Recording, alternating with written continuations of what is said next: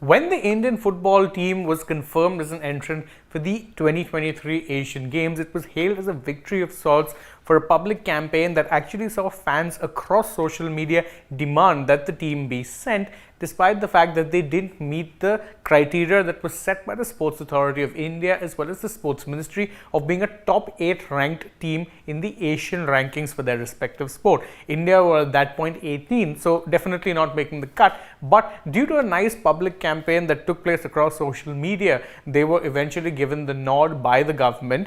And it was seen as a victory of sorts because this was a team that was expectedly on the rise. They had just done well in the SAF Cup as well as the Intercontinental Cup that came before that. And therefore, it did kind of make sense to give this team some extra game time in a competitive environment in a tournament that involved other top Asian teams, albeit at an under-23 level. Because if you remember, for the Asian Games, all of these teams can only take 3 players above the age of 23. Rest everyone has to be under or of that particular age.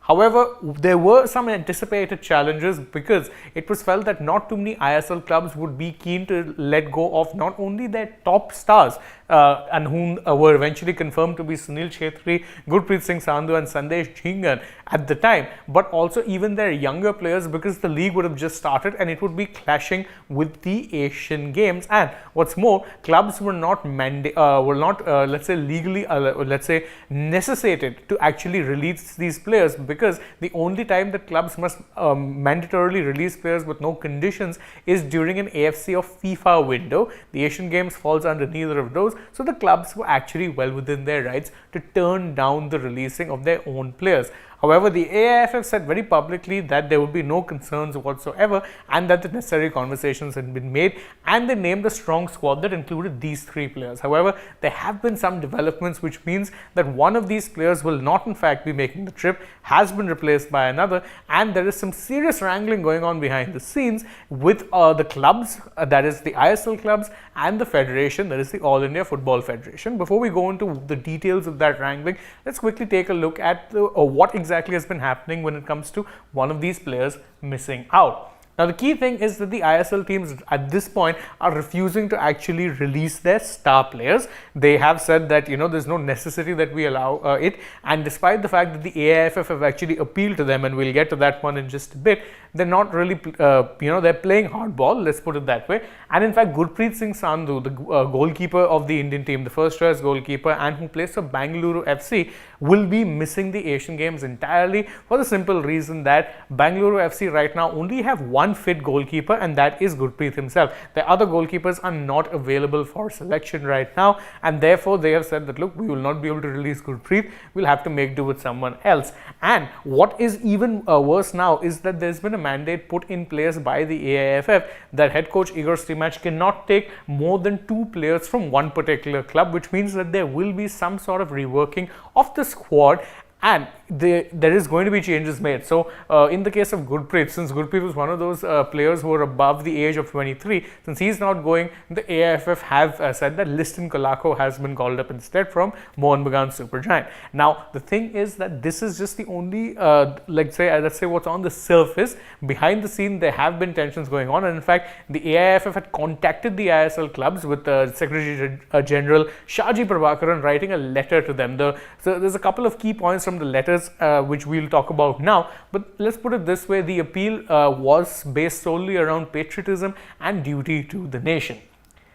One of the things he said was that as Indians, we're obliged to make sacrifices for the country, and in this process you have to take a decision by releasing the players considering national interests in mind. This is one part of what Shaji Prabhakaran said. The other part of it, well, it reads a little something like this. He said that in this situation we all have a responsibility towards the country not to let down the country's image and respect the government's decision. So these are, let's say, excerpts from the letter that Shaji Prabhakaran has written to the ISL clubs, and it basically centers around the, let's say, the need for the clubs to do what's right for the country, not let down the national image, not put the government in a bad light, and to comply keeping the greater good or the interests of the nation in mind. It's a pretty fair point to make for the most part, except that's not really how football works, but we'll get to that part in just a bit. First, what we'll do is we'll take a look at the ISL teams and what it is that they've replied in this entire circumstance. And let's put it this way, they are refusing to play, let's say, ball with the AIFF. In fact, it does seem like we could be heading for a bit of a standoff if we aren't very careful, because again, the ISL clubs, truth be told, have their own interests to protect, and they too are not very keen to, let's say, release these players. In fact, one particular ISL club official told the leading newspaper in the Times of India that how is it fine for the teams to lose key players when the league is in progress? If anyone has a bad start, it would be difficult to fight back in a competitive season. And truth be told, I find it hard to disagree with the clubs here. This is one of those decisions that probably should have been taken in consultation with the clubs rather than just as an arbitrary thing to please people on social media.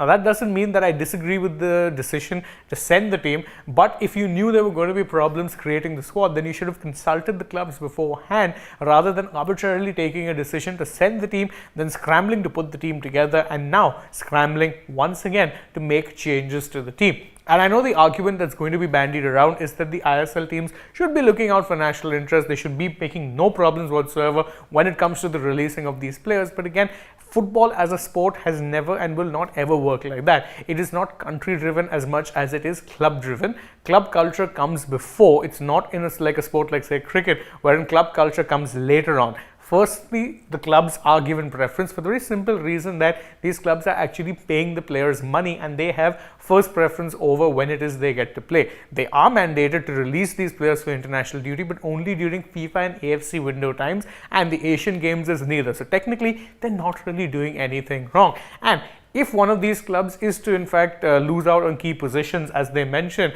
due to not having key players, it will be very tough to make up, because right now the ISL is very, very competitive. So that's where we are in this situation. There is admittedly a little bit of a standoff between the AIFF and the ISL, and it's not like the old days where the AIFF would simply mandate I-League clubs to release players and they'd do it. Back then the I-League was in fact operated by the AIFF directly, but the ISL is different. It's owned by a private entity known as FSDL, or Football Sports Development Limited, who are in fact the commercial partners of the AIFF. So they're not going to be too keen to just ensure that their product suffers for national good. They'd want to put out the best product possible, and to do that, you need your best players at the disposal. So it's one of those debates that, truth be told, you can understand both sides, but you hope that the AIFF and the ISL teams can find some sort of a common ground, some sort of a resolution. We hope you enjoyed this video, and if you did, please don't forget to let us know by liking and sharing it with your friends, subscribing to the channel if you haven't already, and tap that bell icon and leave us a comment as well. Also, don't forget to follow us on Instagram, Twitter and Facebook,